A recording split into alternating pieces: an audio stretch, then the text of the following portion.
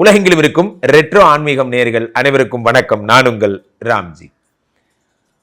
வருகின்ற மே மாதம் 19ஆம் தேதி நடக்கவிருக்கின்ற ராகு கேது பெயர்ச்சியைத்தான் நம்ம இப்போ பார்க்க போகிறோம். ராகு பகவான் உலகத்தினுடைய போககாரகன் என்று அழைக்கப்படுகிறார். உலகத்தில் போககாரகன் என்றால் ராகு பகவான். கேதுவை நாம் மோட்சகாரகன் என்று அழைக்கிறோம், ராகுவை போககாரகன் என்று அழைக்கிறோம். ராகு என்ன தருவார் அப்படின்னா தொழில் முன்னேற்றங்களை தருவார். ராகு தான் அசுர தயாநிதினு பேர். ஒருத்தனை ஒரே தூக்கி மேலே வைக்கிற ஆள் யாருன்னா ராகு தான் அந்த மாதிரியான பெரிய லெவல் ஜம்பிங்லாம் தருவார். உலகத்தில் எது இதெல்லாம் சிற்றின்பங்களோ அதுக்கெல்லாம் அதிபதி யாருன்னா ராகு.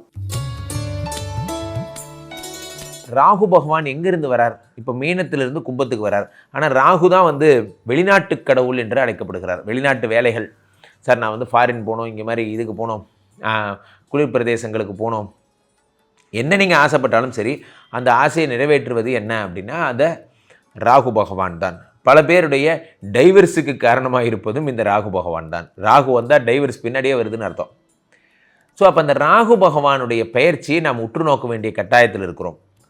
எந்தெந்த ராசிக்காரர்களுக்கெல்லாம் இந்த ராகு பகவான் செல்வங்களை அள்ளித்தரப்போகும். ராகுவை போல கொடுப்பானும் இல்லை, கேதுவை போல கெடுப்பானும் இல்லைன்னு சொல்லுவாங்க. ராகு கொடுத்த ஆரம்பித்தா அள்ளி கொடுப்பார். அந்த மாதிரி ராகு பகவான் யாருக்கெல்லாம் கொடுக்க போகிறார் என்பதைத்தான் நம்ம பார்க்க போகிறோம். ஒன்று. ரெண்டாவது விஷயம் என்ன அப்படின்னு பார்த்தீங்கன்னா, இந்த கேது பகவான் இந்த சிம்மத்துக்கு வரும் பொழுது, சிம்மம் என்பது சூரியனுடைய வீடு. சூரிய சந்திரர்களுக்கு ராகு கேதுக்கள் எப்பவுமே எதிரிகள்னு சொல்லுவாங்க. அப்போ கேது இந்த தடவை சிம்மத்தில் உட்கார்ந்துருக்கிறது அவ்வளோ கம்ஃபர்டபுளான ஜோன் கிடையாது. அப்போ இந்த கேது பகவான் இந்த உலக சஞ்சாரங்களிலே என்ன விதமான பிரச்சனைகளை தருவார் அப்படின்னு நம்ம பார்க்கணும். ஸோ இது எல்லாத்தையும் ராசி ரீதியாக கேது திசை தான் நமக்கு நல்லா தெரியும். கேது திசைனா ஒருத்தர் லைஃப்பில் படாத பாடுபடுவாங்க. கேது திசையில். ராகு திசையில் தான் ஒருத்தர் ஃபாரின் போகிறது, டைவர்ஸ் ஆகிற விஷயங்கள் எல்லாம் நடக்கும்.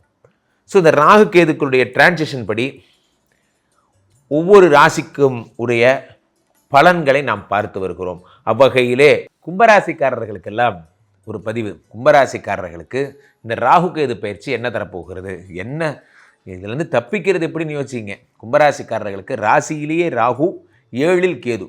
ராசியிலேயே ராகு. ராசியில் ராகு வரும்போது முரட்டுத்தனமான அசுரபலத்தை உண்டாக்குகிறார். ராகு முரட்டுத்தனமான அசுரபலம்னு அசுரபலம் உண்டாக்குறார். அந்த ராகு பகவான் உடம்புல உட்காந்து அசுரபலத்தை உண்டாக்கும் இந்த நேரத்தில் ஒரு முக்கியமான விஷயம் என்னென்னா, ஃபாரின் போகிற யோகங்களை தரார். ராசியில் உட்காந்து 7ஆம் இடத்தை பார்க்குறார். ஃபாரின் போவீங்க, வெளிநாடுகளுக்கு சென்று சுற்றுப்பயணம் போவீங்க, அல்லது வெளிநாட்டில் உங்களுக்கு உத்தியோகம் கிடைக்கும், இப்போ நல்ல விஷயங்கள் எல்லாம் உங்களுக்கு நடக்கும். இந்த ராசியில் இருக்கக்கூடிய ராகு பெரும்பாலும் என்ன செய்வார் அப்படின்னா, குடும்ப உறவை பிரிச்சிருவார். ராகுவுக்கு தம்பதியாக இருந்தால் பிடிக்கவே பிடிக்காது. ராகுவுக்கு டைவர்ஸ் கார்டுனே பேர் அவருக்கு. ஸோ அப்போ என்ன ஆகிறது, ராகு உடம்புல உட்கார்ந்துருக்கும் பொழுது என்ன பிரச்சனைகள்லாம் ஏற்படும் என்றால், ஒரு ஒரு ஒரு ஒரு நடந்த உண்மை சம்பவத்தை சொல்கிறேன். ஒரு கிளையண்ட் இருந்தாங்க, ஒரு ஒரு அவங்களோட சம்மதத்தோடு தான் சொல்கிறேன். ஒருத்தர் இருந்தாங்க, அவங்க என்ன பண்ணுறாங்க அப்படின்னா எங்கிட்ட பார்க்குறாங்க. நான் சொல்கிறேன், கும்பத்தில் ராகு உங்களுக்கு பிரச்சனை, கண்டிப்பாக உங்களுக்கு டைவர்ஸ் ஆகிடும் என்று சொல்கிறேன். உங்கள் கற்புக்கு பிரச்சனை, அதாவது உங்களை கெட்டவங்கன்னு சொல்லுவாங்க. சார் எனக்கு 45லேருந்து 50 வயசு ஆக போகுது, என்ன போய் இதுக்கப்புறம் கற்பில் போகிறான்னு எவன் சார் சொல்ல போகிறான்? நான் கூட உங்களை என்னவோ நினச்சிட்டு வந்தேன், நீங்கள் இப்படி சொல்லிட்டீங்க. இல்லைம்மா இதுதான் நடக்கும், வேணால் போய் பாருங்கள், நீங்கள் ரொம்ப ஜாக்கிரதையாக இருங்க, டிரான்ஸ்பரண்ட்டாக இருங்க, எதாக இருந்தாலும் ஆண்களோட பேசவே பேசாதீங்க என்று சொல்லி அனுப்புகிறேன். இல்லை அதெல்லாம் ஒன்றும் இல்லை, நான் ஒரு பெரிய கம்பெனியில் எம்டியாக இருக்கேன், நான் அதை பற்றிலாம் பயந்ததே கிடையாது என்று போகிறான். அப்போ அந்த கம்பெனியில் போயிட்டு என்ன பண்ணுறாங்க, ஒரு சின்ன பசங்க, அதாவது ஒரு 22 வயசு 23 வயசு பையன், சின்ன பையன் அந்த கம்பெனியில் வேலை பார்க்குறான். இவங்க பெரிய எம்டி, அவன் ஒரு டீம் லீடர் லெவலில் இருக்கான். என்ன பண்ணுறான், ஐ லவ் யூன்னு அனுப்பிட்டான். என்ன அனுப்பிச்சான்? I love you. இந்த ஐ லவ் யூங்கிறத இவங்க பார்த்துட்டு வாட்ஸ்அப்பில் அனுப்பியிருக்கான். பார்த்துட்டு அவனை கூப்பிட்டீங்க வா, என் பையனுக்கே உன் வயசு தான் ஆகுது, சரியா? இந்த மாதிரி சேட்டையெல்லாம் எங்கள் வீட்டுக்காரர் பார்த்தாருன்னா சும்மா இருக்க மாட்டார், தேவையில்லாமல் போய் அடி வாங்கிக்காத, கம்முன்னு போ. ஒரு பெரிய ஆள், அவருக்கு கமிஷனர் வரைக்கும் தெரியும், தேவையில்லாத விஷயம். இல்லை மேடம், சாரி மேடம், தப்பாக எடுத்துக்காதீங்க, நான் தெரியாமல் பண்ணிட்டேன். சரி விடு, ஓகே, இனிமேல் பண்ணாத, போ. அடுத்து என்னாச்சு, கொஞ்ச நாளில் இவங்க என்ன பண்ணுறாங்க அப்படின்னு பார்த்தீங்கன்னா, ஒரு அன்னைக்கு சாயந்தரம் அவங்க ஹஸ்பண்ட் படுத்து தூங்குறார், கட்டிலில் படுத்து தூங்குறார். அவர் ஒரு பிஸ்னஸ் மேன், வழக்கமாக ஏரோப்ளைன் போட்டுருவார் மொபைலை. நைட்டு ஆனால் யாரும் டிஸ்டர்ப் பண்ணால் அவருக்கு பிடிக்காது. அப்போ இவங்க என்ன பண்ணுறாங்க, நைட்டெல்லாம் ஒர்க்கெல்லாம் பண்ணிவிட்டு குழந்தைக்கெல்லாம், அதாவது பசங்களுக்கெல்லாம் பேசிகிட்டு இருந்துட்டு வீட்டு வேலையெல்லாம் செஞ்சு முடிச்சுட்டு ராத்திரி தான் படுக்கிறாங்க. படுக்கும்போது என்ன ஆகுதுன்னா, இவங்க மொபைல் அந்த பக்கம் இருக்குது, அதாவது வீட்டுக்காரருக்கு அந்த பக்கம் இந்த அம்மாவோட மொபைல் இருக்குது, இவங்க பக்கத்தில் படுத்து தூங்கிட்டாங்க. ஏன்னா யார் போய் ஃபோன் பண்ண போகிறான் நைட் டைம்? அப்போ ஒரு மணிக்கு யார் அந்த இவங்க ஒய்ஃபோட அம்மா ஃபோன் பண்ணுறாங்க. அதாவது உங்களுக்கு மாமியார் அடிச்சுக்கிட்டே இருக்குது. இவர் எடுக்கிறார். யார்? வீட்டுக்காரர் எடுக்கிறார். என்ன நச்சுன்னு இவர் இது வரைக்கும் வாழ்க்கையில் அண்டர்லைன் இந்த அம்மா ஃபோனை அவர் தொட்டது கூட கிடையாது. இதான் அவங்க ஜென்டில்மேன் ரிலேஷன்ஷிப்பு. எடுக்கிறார். எடுத்த உடனே என்ன ஆகுது, அதில் அவங்க அம்மா அழுகுறாங்க.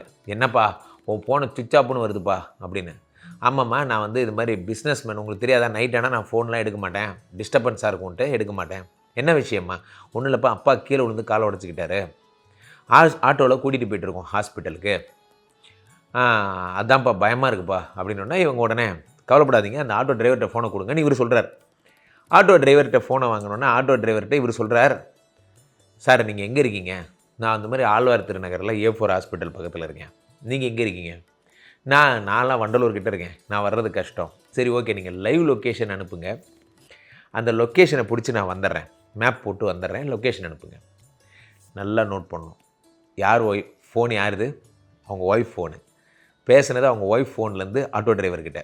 ஆட்டோ டிரைவர் லைவ் லொக்கேஷன் எதில் அனுப்புவார்? அவங்க ஒய்ஃபோட மொபைலுக்கு. அவங்க ஒய்ஃப் மொபைலில் எதில் அனுப்புவார்? வாட்ஸ்அப்பில் அனுப்புவார். வாட்ஸ்அப்பை திறந்து I love you, that's all your honour, that's all, முடிஞ்சு போச்சு, அவ்வளோதான். I love you. அவர் மனசில் எப்படி இருக்கும்? 25 வருஷம் குடும்பம் நடத்தியிருக்கார். ஐ லவ் யூன்னு வந்திருக்கு ஒரு மெசேஜ். அவன் ஒய்ஃபை எழுப்புறார். ஏய் போ, உன்னோட இந்த மாதிரி உன்னோட பாய் ஃப்ரெண்டு கூப்பிட்றார், உங்கள் அப்பா சாக கிடக்கிறாரா எல்லாம் சொல்கிறார். என்ன இப்படி பேசுகிறீங்க, தப்பாக பேசுகிறீங்களே, உனக்கெல்லாம் என்னடி மரியாதை? ஐ லவ் யூன்னு அனுப்பியிருக்கு, என்ன மரியாதை? அவ்வளோதான், போச்சு, டைவர்ஸ். அதுக்கப்புறம் போய் சமாதானம் பண்ணி சேர்த்து வச்சு பெரிய பாடு அதெல்லாம் பண்ண என்ன வச்சுக்கோங்க. எதுக்கு சொல்ல வரேன்னா, ராசியில் ராகு இருந்தால் எதேச்சியா அந்த அம்மா அந்த மெசேஜை டெலீட் பண்ணியிருக்கலாம். அவங்க மனசில் அந்த திருட்டுத்தனம் கிடையாது, அதனால் அவங்க வந்து டெலீட்லாம் பண்ணலை, எதேச்சியா விட்டாங்க. அது எங்கே வந்து இந்த பாம்பு படம் எடுத்துருக்கு பாருங்கள். இல்லைப்பா, அது இன்றைக்கி காலைல ஒரு சம்பவம், எதுவும் பேசாத, நீ எங்கிட்ட மறைச்சிட்ட, இல்லை நான் சொல்ல, நீ எதுவும் பேசாத, அவ்வளோதான், முடிஞ்சு போச்சு. நம்ம தப்பு பண்ணி தான் நமக்கு நடக்கணும்னு அவசியம் இல்லை நண்பர்களே. நிறைய பேர் சும்மா பலன்கள் சொல்கிறாங்க, ஆனால் அதனுடைய வழி என்னங்கிறது உங்களுக்கு நான் நேரில் சொல்கிறேன். நீங்கள் தப்பு பண்ணி தான் தப்பு வாங்கணும்னு அவசியம் கிடையாது. தம்பி மாதிரியே ஒருத்தர் பக்கத்து வீட்டுக்காரங்க சொல்கிறாங்க, தம்பியோட வீட்டில் சொல்கிறாங்க, என்ன உங்கள் பையன் சிகரெட்டு பிடிக்கிறத பார்த்தேன், இதே சிகரெட்டு பிடிக்கிறத பார்த்தியா? அப்புறம் பார்த்தா வேறு ஏதோ பையன் இவர் ஜாடையில் இருக்காராம். ஜாடையில் இருந்தாராம்ல, ஜாடையில். அதுக்குள்ளே ஒரு மணி நேரம் உங்களுக்கு ஊரில் இருக்கிற எல்லாரும் அட்வைஸ் பண்ணியிருப்பாங்க, என்னப்பா சிகரெட்லாம் பிடிக்கிற?